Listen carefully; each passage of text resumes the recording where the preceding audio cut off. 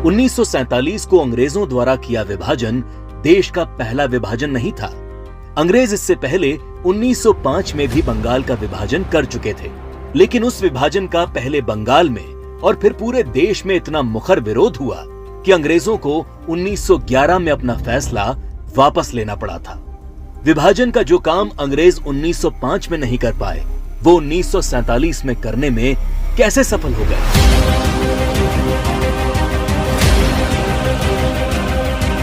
तो जो बात 1905 के बंगाल को 1947 के भारत से अलग बनाती है, वो है कांग्रेस पार्टी, मुस्लिम लीग और भारतीय कम्युनिस्ट।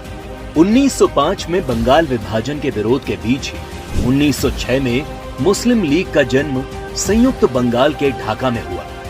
बंग भंग आंदोलन के बाद जन्मी मुस्लिम लीग ने 1909 में मार्ले मिंटो सुधार के नाम पर पृथक निर्वाचन प्रणाली मांग से शुरू करके अगले 30 साल में अलग इस्लामिक राष्ट्र पाकिस्तान के नाम पर भारत को मजहब के नाम पर बांट कर रख दिया।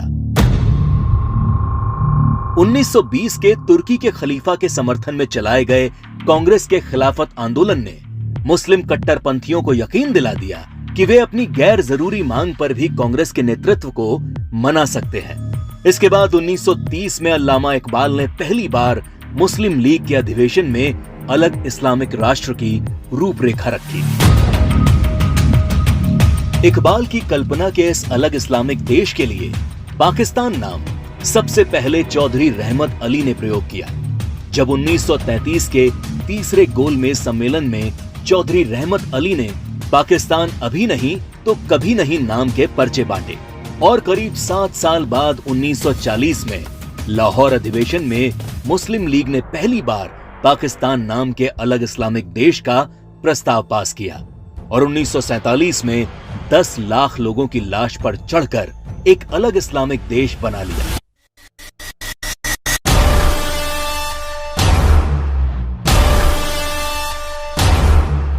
और जिस भारत ने 1905 में बंगाल का विभाजन नहीं होने दिया, वो भारत 1947 में भारत विभाजन नहीं रोक पाया, क्योंकि कांग्रेस के जिन नेताओं पर लीग के सामने खड़े होने की जिम्मेदारी थी, उन्होंने अंत समय में बिना भारत के लोगों को विश्वास में लिए विभाजन का प्रस्ताव स्वीकार कर लिया।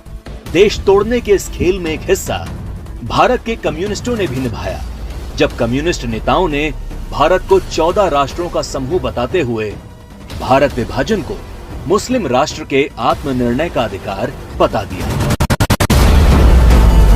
साल 1945 में अग्रणी कम्युनिस्ट सिद्धांतकार कॉमरेड जी अधिकारी ने मुस्लिम लीग की मांग को न्याय संगत बताते हुए एक थीसिस दी। उनके शब्दों में 1940 से कम्युनिस्ट पार्टी ने यह देखना शुरू कर दिया कि तथाकथित सांप्रदायिक समस्या वास्तव में बढ़ती राष्ट्रीयताओं की समस्या है, जिसे आत्मनिर्णय के अधिकार के माध्यम से हल किया जा सकता है। यदि हम इसके प्रगतिशील सार को देखें तो पाकिस्तान की मांग वास्तव में पंजाब, पठान, सिंध, बलूचिस्तान और पूर्वी प्रांतों की मुस्लिम राष्ट्रीयताओं के क्षेत्रों के आत्मनिर्णय के अधिकार की मांग है। जब देश का विभाजन हकीकत बनना तय हो गया, तब सर रेडक्लिफ को भारत और पाकिस्तान की सरहद तय करने की जिम्मेदारी सौंपी गई। रेडक्लिफ इससे पहले कभी भारत नहीं आए थे। उन्हें भारत की सांस्कृतिक विरासत, सभ्यता, मूल्यों, तीर्थों के विषय में कोई जानकारी नहीं थी। 3 सप्ताह में तय कर लिया गया कि कौन सा हिस्सा पाकिस्तान कहलाएगा और कौन सा हिस्सा हिंदुस्तान।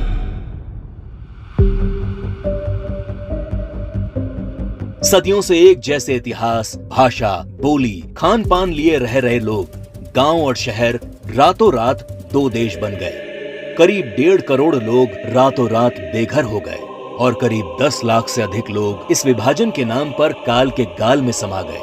ये विभाजन, जिसने आगे चलकर पूर्वी पाकिस्तान में एक नए नरसंहार को जन्म दिया।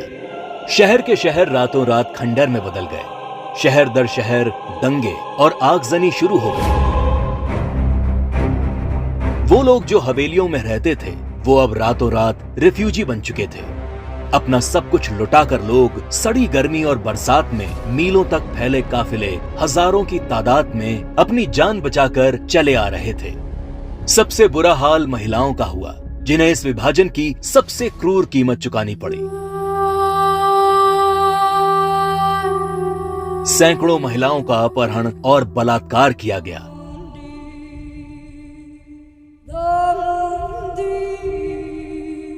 1940 के दशक में भारत की ही भांति नरसंहार झेलने वाले यहूदियों की विभीषिका को आज पूरा संसार जानता है। 27 जनवरी को आज पूरा विश्व होलोकास्ट दिवस के तौर पर मनाता है। लेकिन इस विभाजन की कभी न भूली जा सकने वाली त्रासदी को भारत की ही पूर्व की सरकारों ने कभी याद करने की कोशिश नहीं की।